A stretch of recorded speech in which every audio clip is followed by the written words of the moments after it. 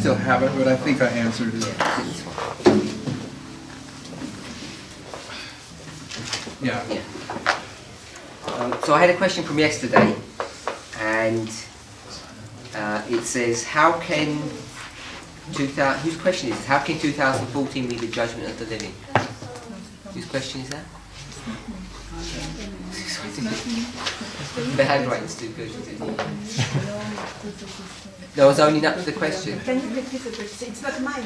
Can you also discuss how 2014 is the judgment of the living? No, it's not mine, but you can answer. What does this do to our understanding of it beginning at 9/11? So it's supposed to be anonymous. Must be Debbie. Who's it? You can't tell. We just have to can answer it properly. It's not like, oh, what is secret? It's not me. But you know whose it is. Why is it secret? I don't understand why the secret is. No, I just thought they were anonymous, the questions. But it's only 15 of us. Why does it have to be anonymous for? Whose is it? There's more than 15. 20? It's over 20. Count the children. Is it your question, Mr. Stacey? Yeah, I'm just want to focus on the question. I just said when people, well, I know who it is, I get a better option over of. Because they will ask you questions. They will reply yourself with a question. Only because I can ask you questions if they're getting answered. So there's 3 questions actually. The first one I'm going to avoid. Avoid the first question. That is, can you please give a brief explanation of how there is a Sunday law in 2014? Why are you avoiding that one? Because it's a bit more complex, and I need to refer to notes to do that. So the first thing is, there isn't a Sunday law in 2014. You know, there's not a Sunday law at 9/11. There's not a Sunday law at 2014. Not at Raffia, not at Pandium. The Sunday law is Daniel 11 verse 41, the one that Ellen White speaks about. So anything that we're going to have before that, in some shape or form, is going to have characteristics of the Sunday law. So that's the first thing I probably want to say. There may be some disagreement on that, because I think there is an argument to make that there are blue laws that are going to precede the national Sunday law. But when people talk about a Sunday law in this context, I think they're talking about the national Sunday law. So we do know, I believe, I agree, that blue laws are going to come into effect. But blue laws are economic laws, which are already on the statute books. I think they're at the state level, not the federal level, I think. So that aside, the first thing is that they're not literally laws that are going to be passed in a sense of a national Sunday law. So when we talk about a Sunday law being at any waymark, then I would argue that there would be one in 2014, there would be one at Raffia, and there would be one at Panium. So there would be 3 for the 3 classes of people, the priests, Levites and Nethinims. So my current understanding is we're marking them as Sunday laws because of a structure that we can see, not so much because some law was passed. So I don't know if that kind of answers the first question. What happens at 2014 is an interesting dynamic, but I'd have to go refer to my notes to do that. Can I ask a question on top of that? So, is it meant to look a bit like what happened in 1888? I'm not sure even if it's that blatant, because in 1888 we know that Senator Blair is pushing for a Sunday law. It's in, it's in the public record.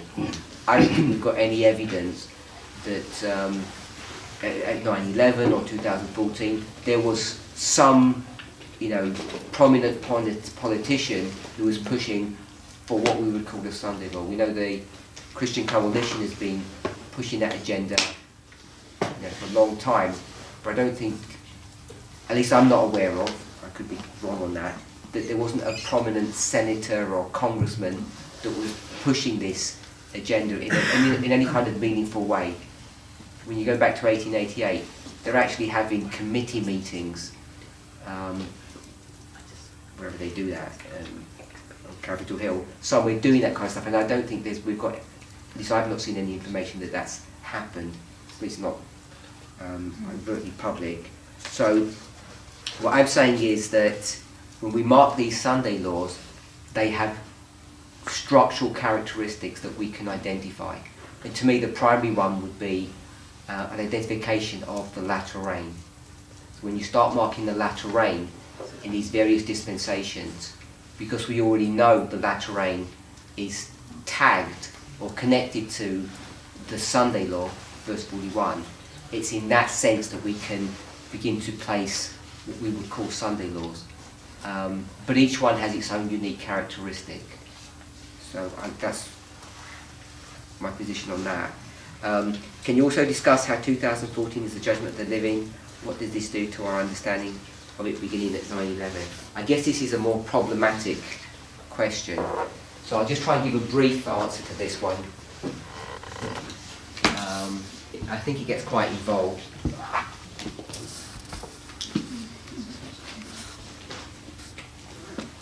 So when we talk about, say, three separate subjects, rain, the second angel's message, and the parable of the 10 virgins, when we discuss them, they can be recognised or understood at various scales.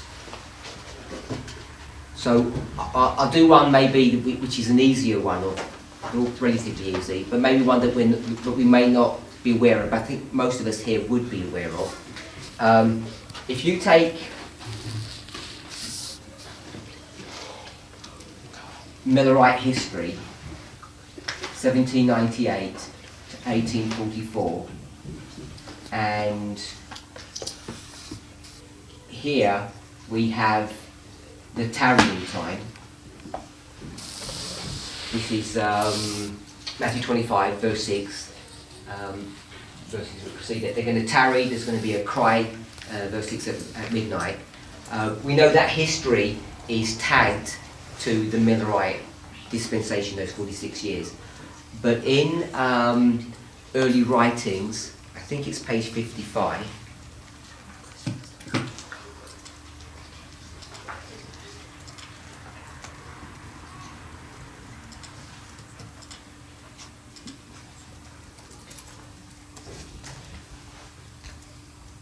and 55. 55.1.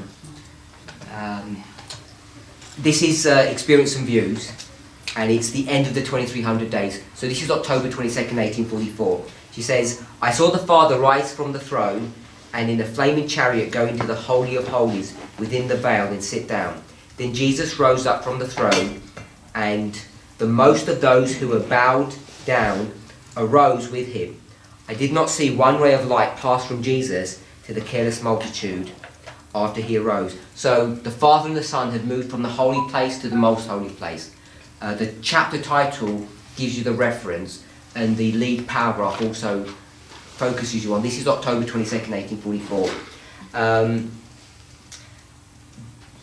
Let's skip a few sentences. It says, Then Jesus, he, raised his right arm, and we heard his lovely voice saying, Wait here, I am going to my Father to receive the kingdom. Keep your garments spotless. In a little while I will return from the wedding and receive you to myself. So I'm saying here, in 1844, October 22nd, she's marking a tarrying time here. So what she's done is she's using the parable of the 10 virgins at two different scales. One scale is in the Millerite line, and the other scale, we could call it various things. I'll just call it, say, the line of Adventism, that begins at the time of the end and goes all the way to Michael standing up, 12:1, and then on to the second Advent. So you can see basically that the parable of the 10 virgins is going to be used at two different scales. So when a quote that we often use, she says the parable of the 10 virgins has been fulfilled and will be fulfilled to the very letter, we often take that phrase and we infer that it means this. that the 10 virgins are going to be fulfilled to the very letter in the future. And what I'm suggesting is that that's not what she's referring to. What she's referring to is, I'll redraw this at a simpler scale, that this is the 10 virgins, and then she's going to do this, the 10 virgins. So when she says this is a parable of Adventism, I think she's talking about this history here. What the classic understanding is, from the time of the end to Michael standing up. Ellen White uses this phrase over and over again, we are in the time of the end. It's not that often that she talks about at the time of the end. It's us that make great play about at the time of the end, because we want to get verse 40, Daniel 11, and we want to create a time of the end. The verse brings a common point. At the time of the end, two separate events happen, and so we get that and we split the verse. In fact, what we do with verse 40 is the opposite of what we do with most verses. So Elder Jeff mentioned October the 16th and October the 3rd, one Gregorian, one Julian, and if you take that Gregorian October the 16th and you turn it into a, sorry, they're both Gregorian, if you turn the October 16th into a Julian date, it tags back, because it's 13 days forward, of October the 3rd. So you've got a Gregorian October the 3rd and you've got a Julian October the 3rd. So what we do is we tend to get separate waymarks and draw them together. We're familiar with that. We'd get the time of the end, the birth of Christ, and say the birth of Moses, or the fall of the Berlin Wall, two separate events that are separated in history, and we bring them together. So what we're doing now with verse 40 is we've taken a common point, the time of the end, two separate events are happening, and we split them to make them two separate events. We cut the line in and we bring them underneath. So what Ellen White more often than not will do, in fact almost exclusively, is it's rare that she'll talk about our history as some separate, unique history. She does allude to it in a couple of places, but I think we have to be careful how we approach her writings. So she's doing this and this, and we've got a tarrying time here, and a tarrying time here. And once you get the tarrying time, then you can get a midnight cry, etc. You can develop a whole line that takes you right to the end of history. When we take the Millerite line, this Millerite history, even though we stop at 1844, even though it's not been mentioned with an emphasis, we know that the line of the Millerites does not stop in 1844. It could never have stopped.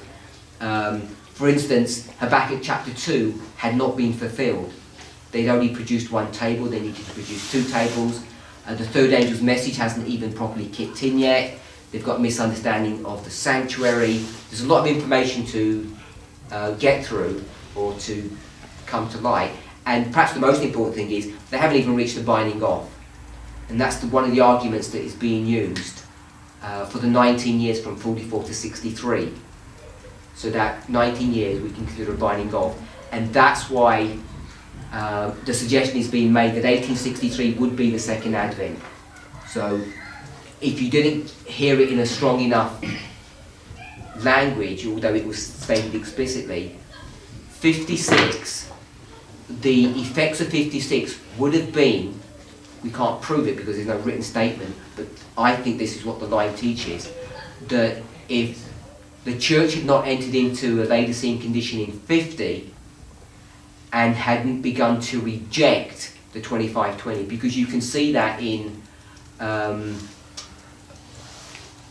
James White's response to Hiram Edson's articles. In essence, what he does, and I can't remember who the other editor is, there's someone else as well, but they both basically say, because people start writing into them and asking questions, and they say, don't ask us any questions, we won't field any questions. If you've got any questions, here's his address. They give the address, they say, write to Hiram Edson directly, it's his problem.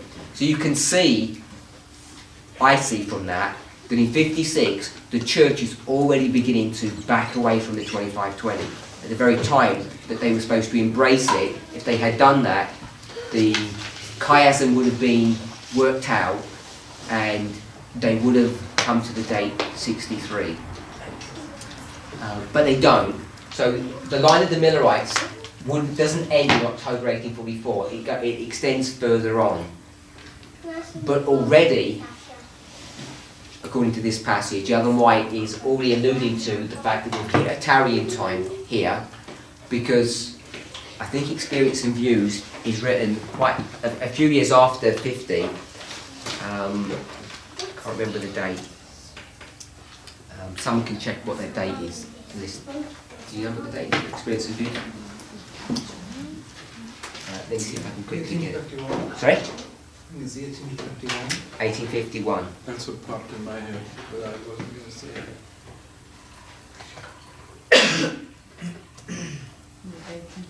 Yeah? Still got that? So it's 1851. By that stage, I'm saying that the church is already Laodicean. So whatever Ellen White understands or doesn't understand, she's applying this tarrying time here for them to wait. So I'm saying that she's produced this Parable of the 10 Virgins at 2 scales. It's based upon these 2 scales. I'm going to call this the first testimony and the second testimony, that we can, using Daniel 11 verse 40, create our own history of the 10 virgins. So what we're doing is we're applying the principle of testimony to things established. We know that this parable is going to be applied at 2 levels, and therefore we can make an assertion that we're going to have this parable fulfilled in our own history. So the second example that I'm going to give is about rain.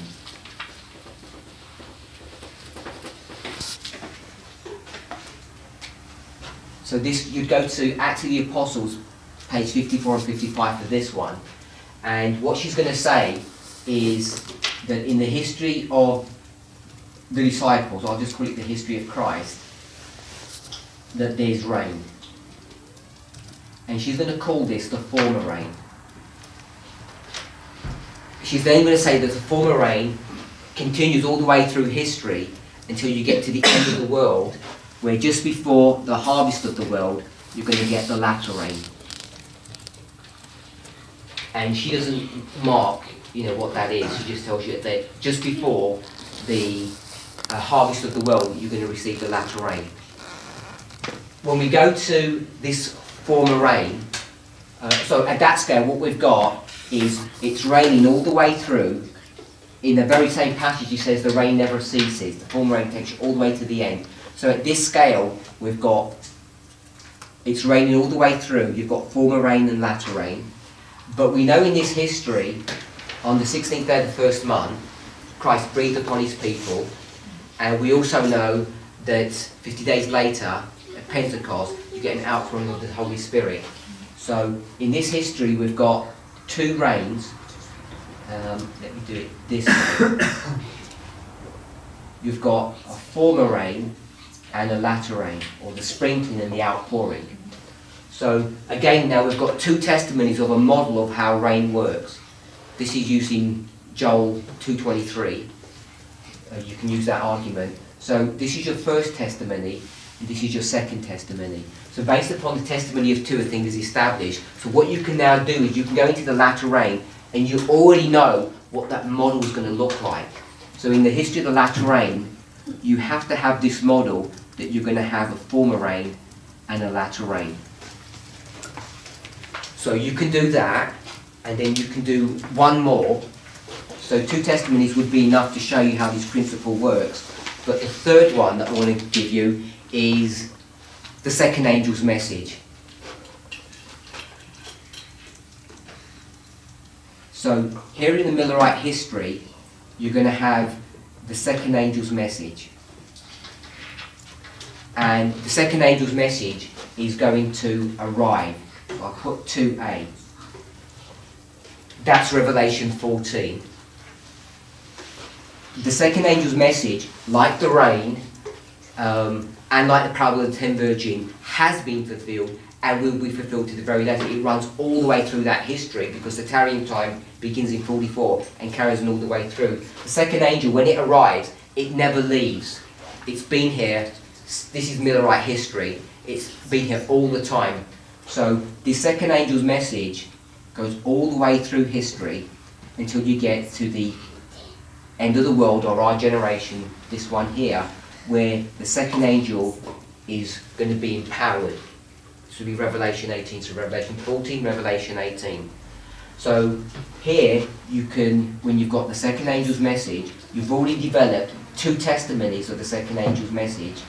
So you know that you're going to have the second angel's message in our history, and this modelling is 2A and 2E. But when you come to the Millerite history, even though Ellen White will tell you that second angel's message was not perfectly fulfilled, I'm going to say that it was perfectly fulfilled. So in this history of the 2A, what you actually have is an arrival and an empowerment of the second angel. So now you've got 2 testimonies of a sequence or a pattern of the second angel. So when you come to our line, in the empowerment of the second, you know that you're going to have an arrival and an empowerment. Now, when you consider all of this information, what information does Spirit of Prophecy give us? It gives us this one. In the summer of 44, the second angel's message was first given. We know that. We also know that the second angel's message was in the right history, so we know this. We know in the future, Revelation 18, it's about to be empowered, so we know this. What we don't know is this one. This one, you have to put some pieces of a jigsaw puzzle together to really determine when the second angel's message arrives. Ellen White alludes to it, she mentions it, but she doesn't give you the precise date. It's sometime after the disappointment. We're going to mark it April the 19th. So I put it in a circle, but I am saying that we have the information, even though it's not firm. We know about the second angel's empowerment, so we know this one, because that is the empowerment of the second angel. The one we don't know is this. We don't know information about this one. If you go to this line, you know about the former rain and the latter rain, you know about the former rain and the latter rain, and you know this one, because that is the latter rain. What you don't know is this. So when you go to all of these models, it's easy to see in these two that you don't have information about the arrival of the second angel, and you don't have information about the former rain when you get to this last point in history. So what we're required to do is to search. I use the phrase to search for hid treasure, and the treasure that we're supposed to be searching for is the arrival of the second angel and where the former rain is coming. That's what we're supposed to be seeking for, because every piece of information besides that is already given. If you count them up, you have 6 pieces of information, or 6 waymarks. You have 2, 2, and 2. So you've got 6, and 5 of them are given to us. So you have all the information based upon these structures to be able to search and locate this former rain or this second angel. And that's essentially what we've been tasked to do as a movement, is to search out the former rain and the second angel. We've been given these structures to do that, and the other thing we've been given is Daniel 11 verse 41. With Daniel 11 verse 41 and just these simple structures, you know what our task was. It was to find out the arrival of the second angel and the time of the end. So hopefully that makes sense. I think that's really simply straightforward. That's not anything new to understand that. So when you come to this history here, what I'm not going to do is tackle the subject where you ask about 2014 being a judgment of the living and 9/11 directly, because when you do that, that's a fractal. When you start dealing with fractals, you're going to get into problems. The problem you're going to face is Ellen White doesn't deal on a fractal level. She only deals on a larger level. So you have to get the larger line correct before you can go and deal with a fractal, if that makes sense. Which is part of the answer I gave at the beginning. that 2014 isn't a pucker Sunday law. It has all the characteristics of that when you come down at a fractal level. Does that make sense? Yep. Okay. So we're going to look at this history in a bit of detail. I'm not going to go through the logic of how you get the time at the end. I think we all know that, Daniel 11 verse 40. So you've got the time at the end here. And once you've got the time at the end, then what you're going to do is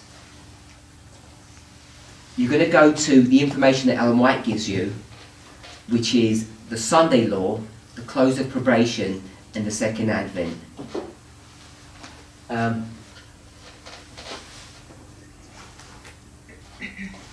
I guess the easiest way to see that would you go to Great Controversy, chapter 38 and 39. That's not the only place. The easiest way to do this, if you went to the first book and the last book, Early Writings and Great Controversy, both will give you that information. You go to the Loud Cry, it doesn't have a chapter number, and the next one I think is called The Time of Trouble. I think it's called that. No, after that one I think it's called The Close of the Third Angel, or The Third Angel Closes. Then I think it says The Time of Trouble. So it's 3 chapters in Early Writings, and it's 2, chapter 38 and 39 in Great Controversy. She's going to give you all the information that you need to know here. So Ellen White's going to tell us that no person understands when the judgment of the living is going to occur, how and when it's going to happen. So we have to start digging for that information. And what I'm going to suggest is that the judgment of the living, the way Ellen White speaks about it, whether or not you went to Revelation 7 or whether you went to her writings, you can begin to connect it with the latter rain. So I'm just going to state it as a given that the judgment of the living is tagged to the latter rain. So when she says no one's going to know when the judgment of the living begins, she's saying no one knows when the Sunday law is going to begin. There's no way of understanding or knowing or being able to calculate that information. That's essentially what she's saying. So I'm making the argument that the judgment of the living is at the Sunday law, Daniel 11 verse 41. And you can connect that with the latter rain. This would be the harvest. If we put in here this 2a, and the bit that I rubbed out before, which would be the former rain, you begin to get a structure here that you're probably all familiar with now. The ploughing, the former rain, latter rain, and harvest. And what we were commissioned to do was to identify and find out where the second angel's message arrives and the beginning of the former rain is. And we understand that to be 9/11. So we know that where the empowerment of the second angel is, because Ellen White gives us that information. It's clear, I think, that this is here at the Sunday law.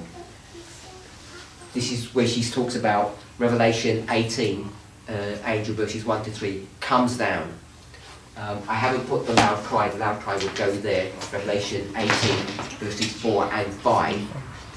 Have I gone too fast? No, I just want to know what the H was. Harvest. Okay.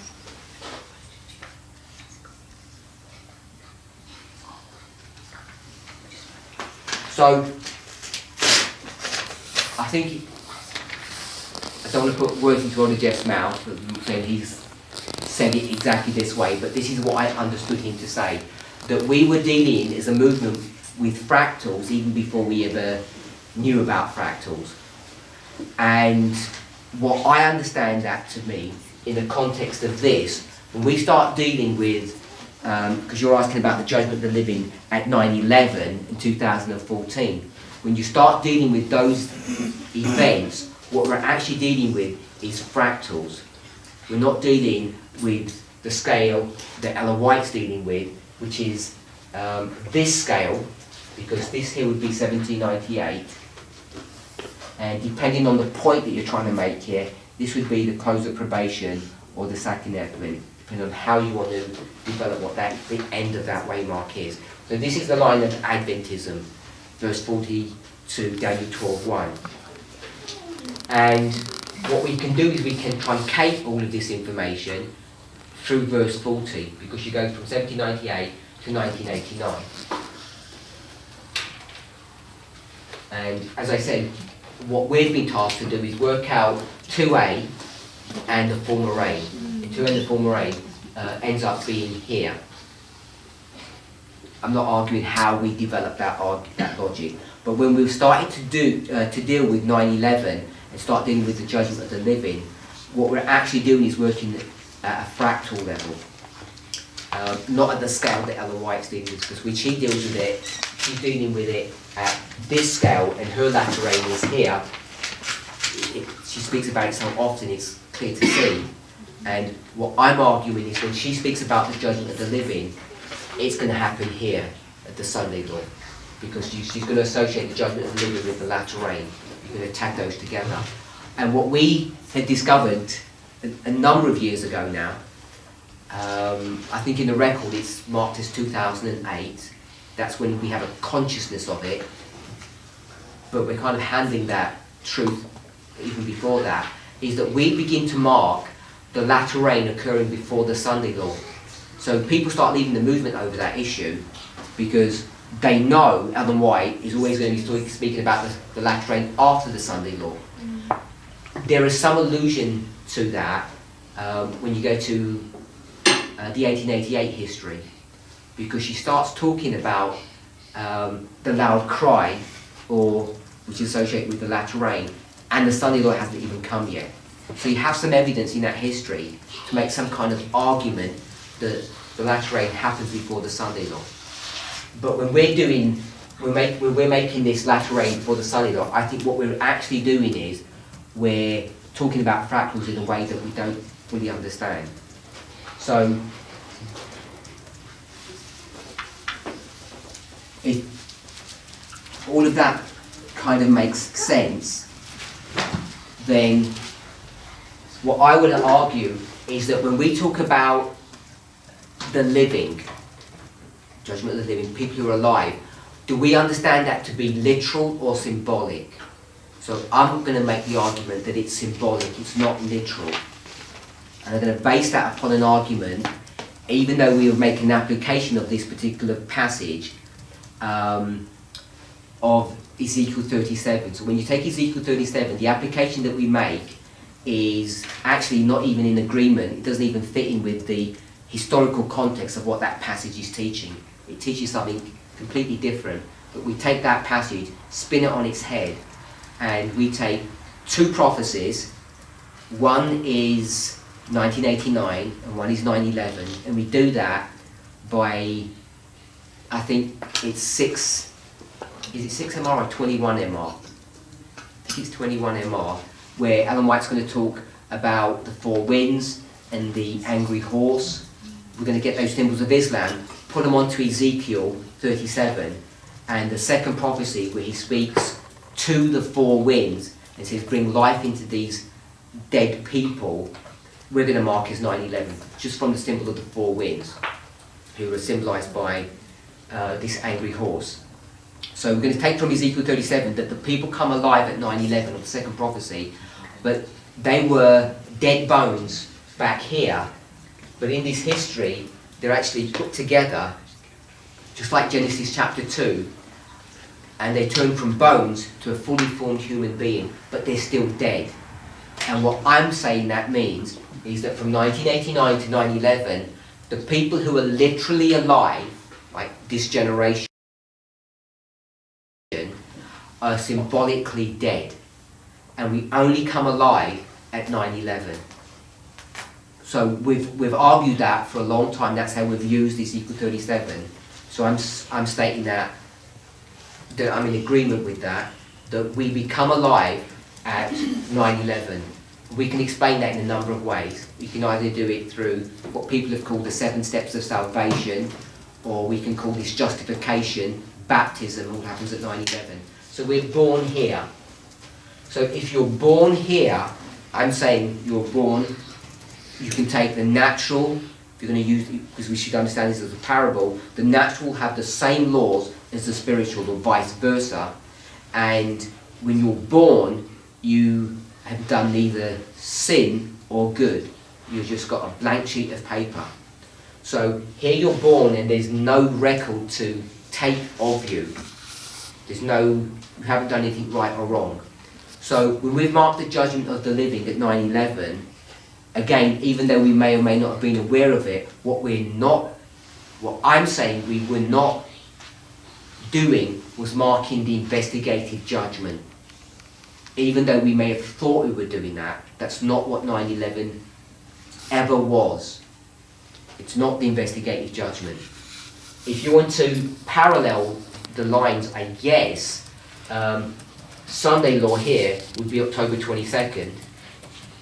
And you could begin to parallel it that way, because on October 22nd begins the judgment of the dead, and the Sunday law begins the judgment of the living. So that's how I would argue that point. So from 9/11, this former reign is a period of growth, if you're going to take an agricultural model, and it's here at the Sunday law that the servants, Matthew 23, through Matthew 13, verse 24 to 30, the servants can now distinguish between the two classes of people, the wheat and the tares. And when you can begin to distinguish between them, now you can begin to make judgment, or what we would call begin to investigate them properly. Up to this history here, both plants are being tended and taken care of. Over here, those servants don't care anything about those tares, those weeds. They're just a nuisance. All they're going to focus upon is the wheat and try to nurture and take care of them. So it's a singular point in that prophecy, that parable, that they become aware of the difference between the two classes. And the difference between God's church and the world only becomes apparent at the Sunday law. Before that, you can't tell the difference. That's why Ellen White would say no one has received the mark of the beast, because we're all the same. So you can't identify us and someone else because no one has received the mark of the beast. The receiving of the mark of the beast happens post-Sunday law. Then you can go around and you can say, well, you've got a mark on your head and you haven't. So that's how you can distinguish between the two groups. The distinguishing characteristics only happens at the Sunday law. And so if you're going to bring in the parable of the wheat and tares, it's at that point that you can begin to even make any kind of judgment. If we see the same story from another perspective, you're born here, and I would argue that you would, all things being equal, you'll be dead here. This is where you would die, like Abel as an example, or any of those righteous men. When you die, when you're dead, what's your relationship with time when you die? It doesn't exist, does it? So when you die here, so this is Abel, and you've got 6,000 years. How long is 6,000 years? It's just like a twinkling of an eye. So as soon as he dies, what's the next thing that happens for Abel in 1844? His books are investigated straight away. So there is no time gap between them, because 6,000 years is irrelevant to a dead person. They don't live in time and space. So I'm saying this time period here ends up becoming a singular point. So as soon as you die, you get judged. If you don't misunderstand that point, I'm saying that inflection point, if I do it like this is where he died, and this is 1844, end up becoming a singular point, and that point is the Sunday law here. But we don't die, because this is people who are alive who are going to be judged.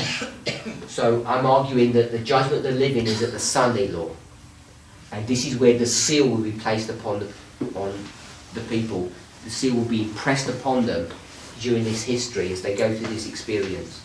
So if you were going to take the Sunday law as a singular event, not a period of time, Sunday law comes, you pass the test, you get sealed, and your case is decided. But we do know it's a period of time.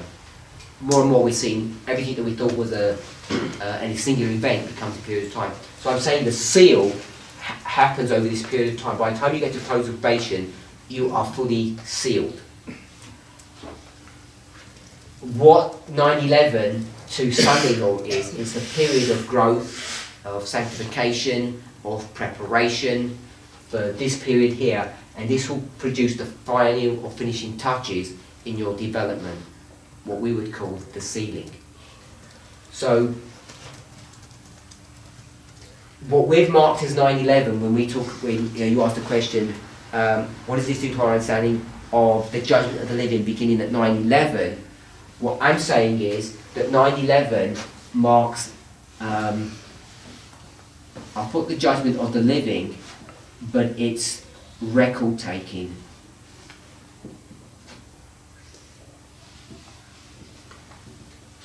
And what the understanding of 2014 does to that is nothing. It doesn't change that. Your question has an inference behind it that 9/11 was this event and that we've moved the waymark or we've moved the event. And I want to suggest that we haven't moved anything and that in fact 9/11 was never the opening of the books, but it was the beginning of record taking. And the record taking doesn't begin at the time of the end, it begins here at 9/11 because this is where you're born. And if you're not born before that, there could be no record taking.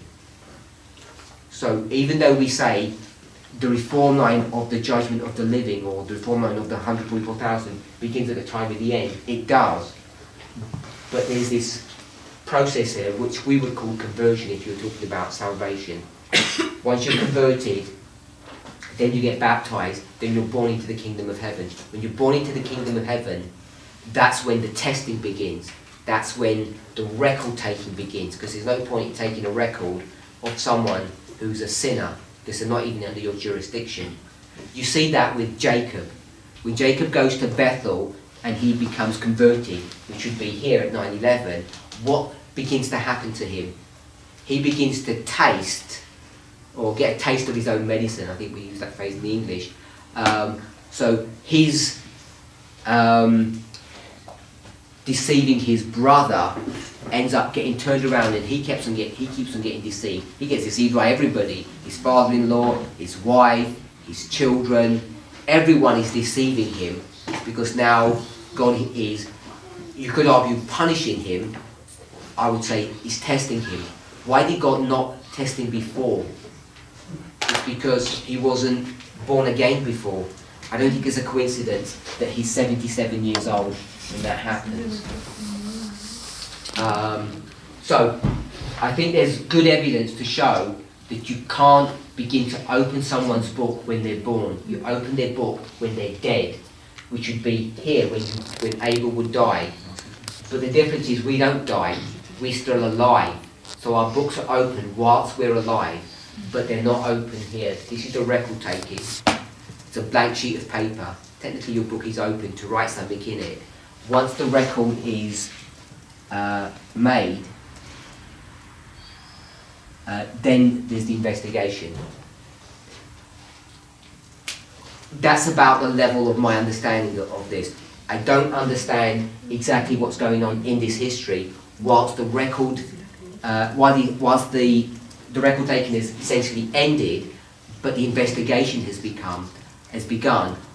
I think what you're actually going to get, and I'm going to base this on that Acts of the Apostles 54-55 passage. She says that the former rain was the history of the disciples, and the latter rain is just before the harvest. And she infers that the former rain goes all the way through history. And what I understand that to mean is it actually goes all the way through to here. So in the history of the latter rain, the former rain is being poured as well as the latter rain. So if that's the case, I think there's an argument to be made in this history. There is record taking still going on at the same time as someone is being investigated. It doesn't happen with the dead because they're not going to be doing any work once their books are open. But I don't know all the intricacies of how that operates, but I'm of the impression that the record taking is going on at the same time that the books are being investigated. It's because it's not a singular event that's occurring with. So all you need to do is, if this structure is correct, then you just take that at fractal level, and what you find is that this Sunday law ends up becoming 2014, this ends up becoming 2019, and this ends up becoming Pallium, and essentially everything stays the same. We've got other waymarks in here. We've got 2008, we've got 2012, we've got 2018, 2016. There's many waymarks in between that, but essentially what we've done is we've kept the beginning of this structure the same, 1989, 9/11. The record taking begins here. That's what we were marking at 9/11, so I don't think that's changed. All we're doing when we mark 2014 is a fractal of what Ellen White would have been teaching us about the Sunday law. And then depending on which class we're dealing with, the dynamic changes. Because for the Nethinims and the Levites, it's not 1989 and 9/11, they're different waymarks. They begin to shuffle over one. So what I've answered is, can you discuss how 2014 is the judgment of the living? So what I'm saying is, that's based upon a fractalization of a line that Ellen White has already taught us.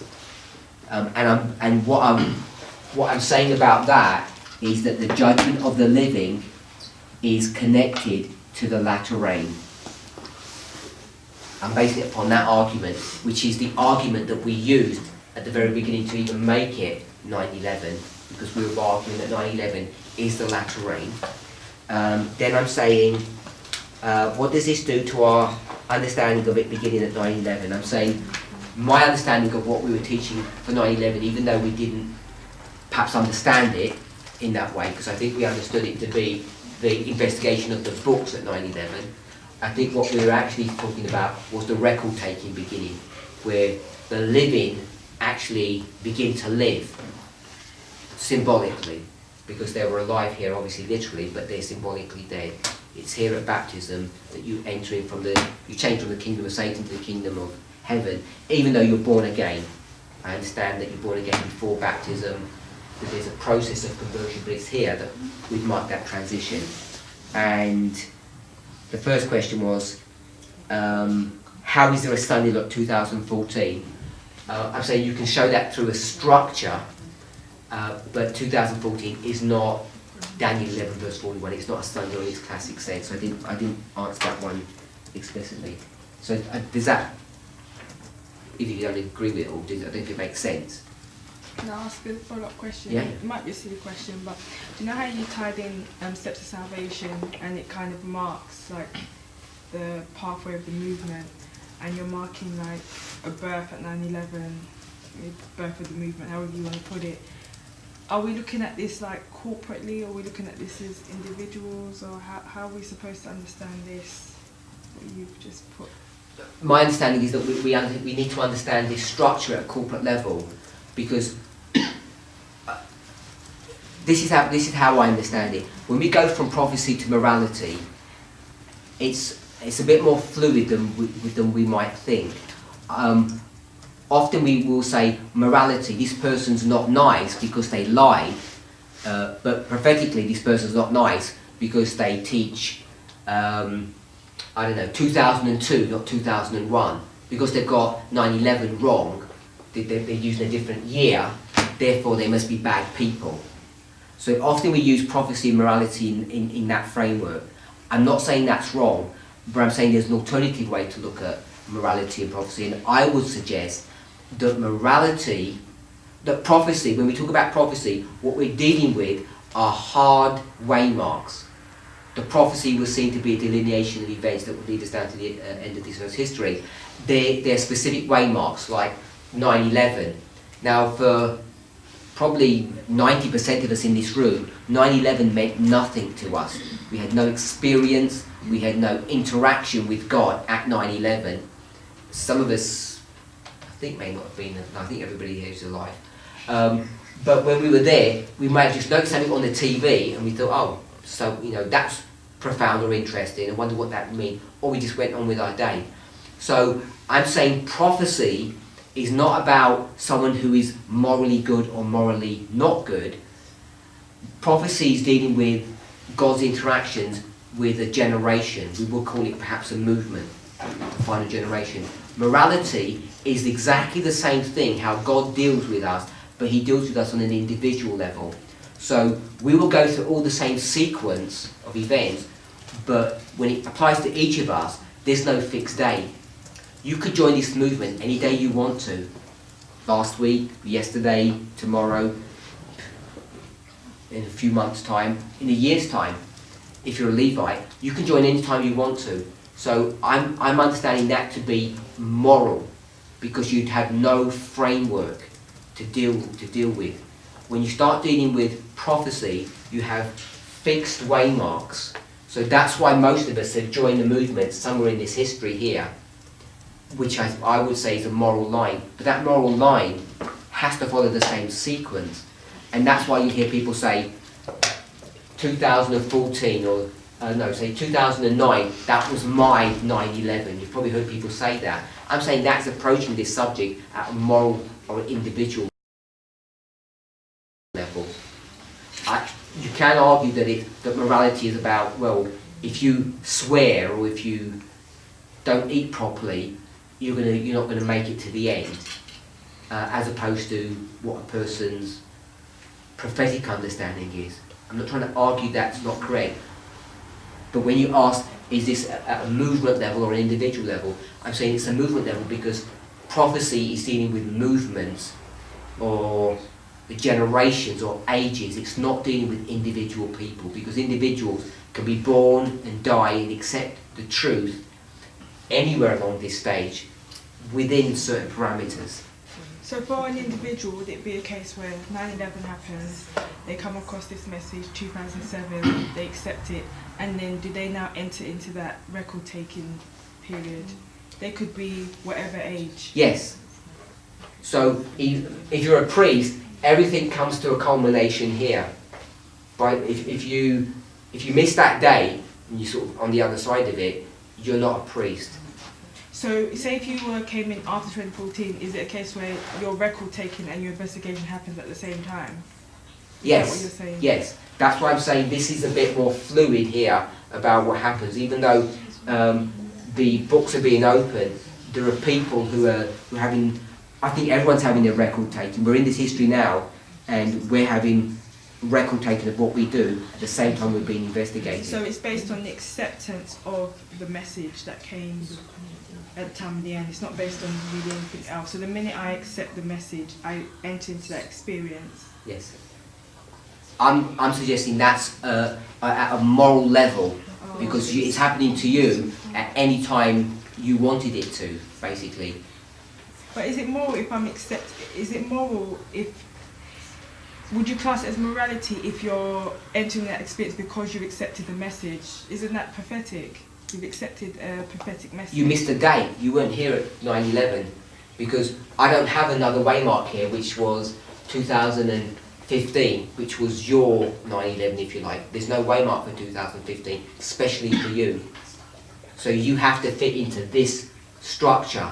So you have to accept 9/11. You don't say, I came in 2015, so that's some special day. It's not a special day. When you came in 2015, you have to accept this structure. Even though you weren't there, you have to go back mentally and say, I agree with 2001, that it was what everyone says it was, even though you never experienced it. So I think it's about the experience, because you can never have experienced what 9/11 was.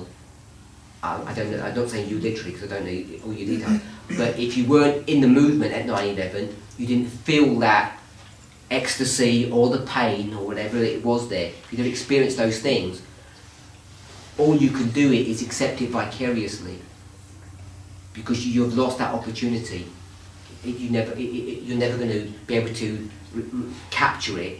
You can't say, well, I accept it intellectually, you can, but that's really not the same thing as experiencing it.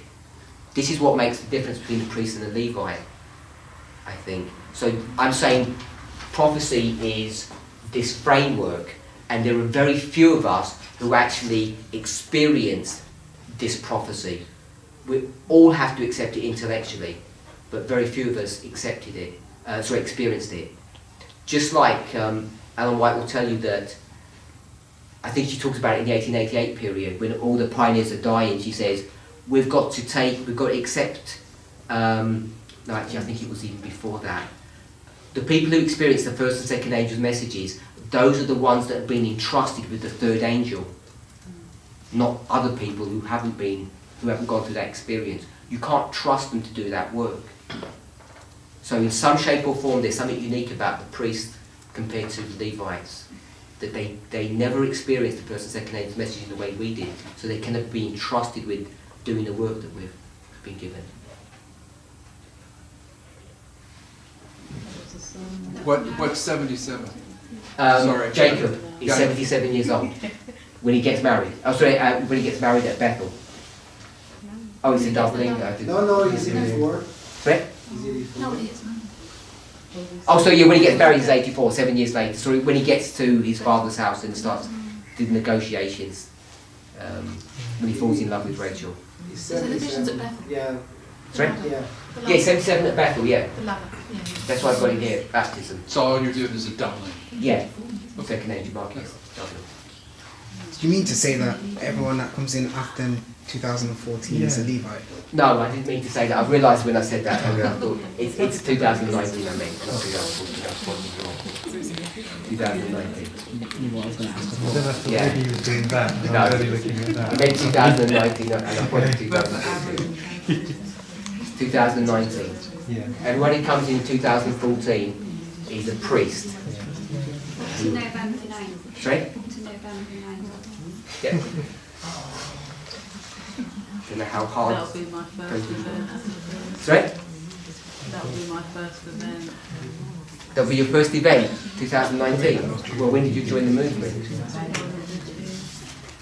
Well, you've already experienced 2016, and you've experienced 2018. So there's two already. And you know what I mean.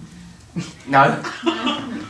You're experiencing the midnight cry right now. Yeah. Yeah, I know, but like a predicted That is yeah, it is. I don't know. know. I guess the words are predicted, Yeah. but a lot of us haven't lived through that. You're not the only one. Most people haven't. If you're going to think about prediction, but you certainly went through 2016, which was a prediction, wasn't it?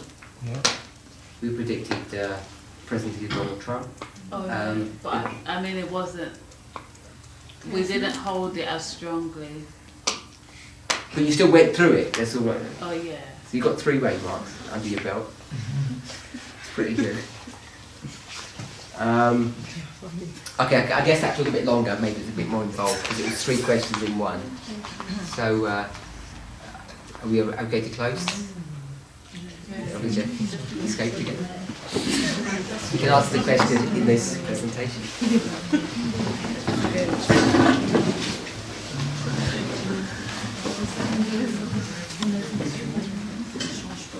Heavenly Father, we thank you for the question and answer period, that we might have some of our questions resolved, that we can come into a unity of understanding, and that we thank you that we have the privilege to accept these truths of this prophetic message, these reform lines, no matter when we come into this movement, and that you've called us into the high calling of being priests. We ask that you finish the work in each of us along those lines. As we part now, we ask that you give us a good night's rest, bring us back refreshed tomorrow morning, and we thank you for the blessing of these meetings so far. In Jesus' name, amen.